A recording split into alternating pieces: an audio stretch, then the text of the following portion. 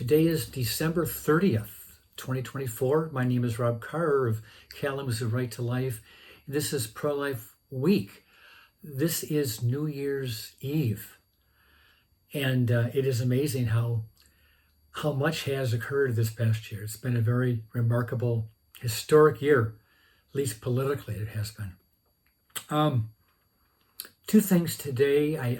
We all heard yesterday that former President Jimmy Carter passed away at the amazing age of 100. That's amazing. And I think back to Jimmy Carter's presidency.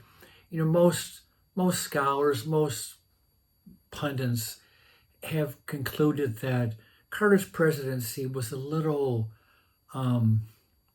weak.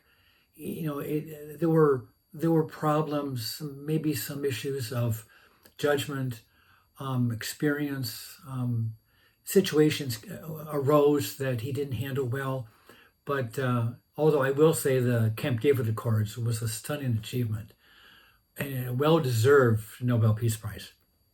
But I do think, most people would agree with me that his post-presidency was amazing.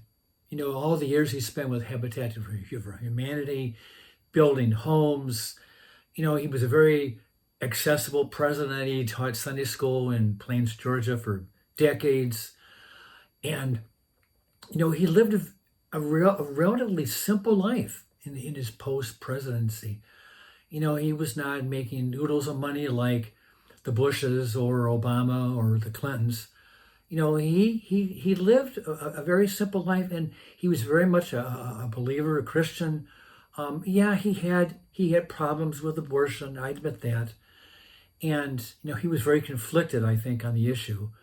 But and perhaps that was a weakness of his, that he was not stronger in a pro-life position. He was kind of weak. But I guess that's water under the bridge. I think he was a weak president, but he was an amazing man in his life, throughout his life. And the proof of his life is in all the good deeds, the good things he did in his life. Not to mention the fact that he was married for 70 plus years to one woman, which cannot be said for Donald Trump and for some other presidents. So Jimmy Carter, a very remarkable man, a very, very remarkable man. Now, let me turn a corner to a president who is not very remarkable, and that is our outgoing 46th president, Joe Biden. We all heard the last week or so that he commuted the death sentences of 37 of the 40 individuals now in federal prison. And I will say I have, at least theoretically, I have no real huge problem commuting a death sentence to life in prison with no parole. I can handle that. But when I hear Biden talk about the fact that we are better than this by getting rid of the death penalty to give these people life terms because the death penalty is a cruel and unusual punishment, and once you've killed that person, there's no remedy for justice, and that's all well and good, but this program is called Pro-Life Week for a reason, because I want to talk about issues that deal with abortion or the life issues. And for Biden to talk about commuting death sentences for people who have committed heinous murders, to say that we're better than killing these people, and then he turns around and he is probably the most pro-abortion president in American history. What kind of justice does he want to see for the unborn baby? these babies are given the death penalty to the tune of about 1 million per year. 1 million babies are executed. They're executed by abortion doctors or through the abortion pills, those 2 pills.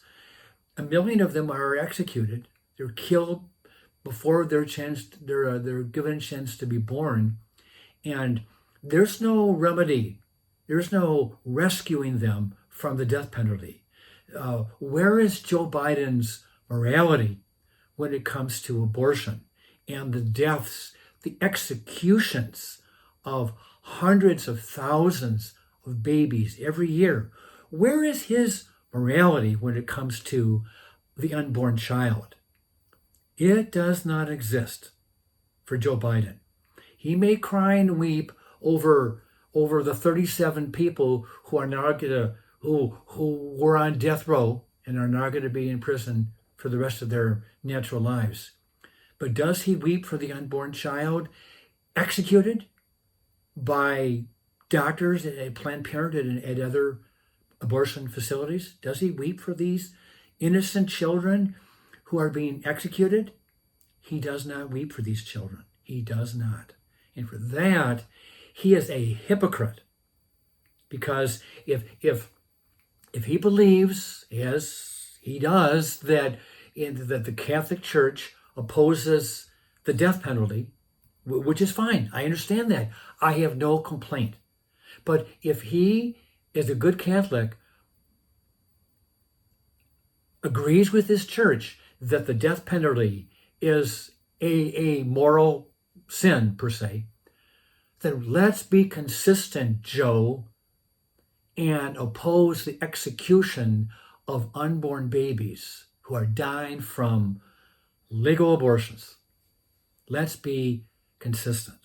With that, Happy New Year, and I will see you next time.